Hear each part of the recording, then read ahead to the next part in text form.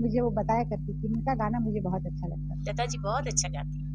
यह उस ज़माने की बात है जब बरे सगीर की फ़ज़ा में सिर्फ एक ही आवाज़ का राज था, और वो आवाज़ थी मलका तरन्नुम नूर जहाँ की। रेडियो पाकिस्तान से लेकर बम्बई के स्टूडियो तक नूर जहाँ के गाने गूंजते थे। उनके गानों में दर्द भी था, मिठास भी, और एक अजीब सी कशिश थी।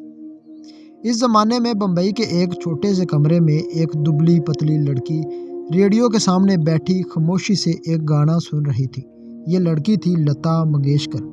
नूर जहाँ का गाया हुआ वो गाना जब रेडियो पर ख़त्म हुआ तो लता ने आस्था से कहा, अगर कभी मौका मिला तो मैं भी ऐसा ही गा कर दिखाऊंगी।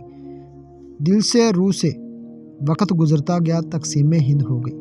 नूर जहाँ पाकिस्तान चली गई और हिंदुस्तान में नई आवाज़ों की तलाश शुरू हो गई।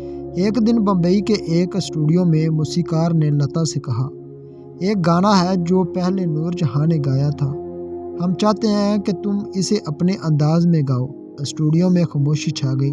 लता ने ना इनकार किया ना गरूर दिखाया, बस आंखें बंद की और दिल में कहा, यह गाना नूर जहाँ का है, मैं इसे बदलूंगी नहीं, बस एहतराम के साथ गाऊंगी। रिकॉर्डिंग शुरू हुई। लता की आवाज़ में नूर जहाँ जैसा दर्द तो था, लेकिन अंदाज नया था। आवाज़ हल्की, शफाफ और लंबी सांसों वाली। गाना ख़त्म हुआ। स्टूडियो में मौजूद लोग खामोश थे। फिर किसी ने कहा, ये कॉपी नहीं है, ये खैराज अकीदत है।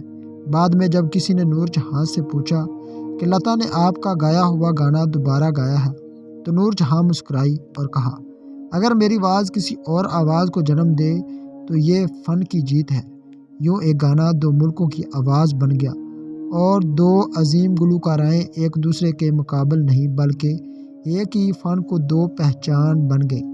दोस्तों, अगर आप नूर जहाँ को पसंद करते हैं और लता मंगेशकर को पसंद करते हैं तो कमेंट सेक्शन में बताएं कि आप लता मंगेशकर को पसंद करते हैं या नूर जहाँ को, और अपनी राय का इज़हार ज़रूर करें ताकि हम आपकी मनपसंद वीडियो बना सकें।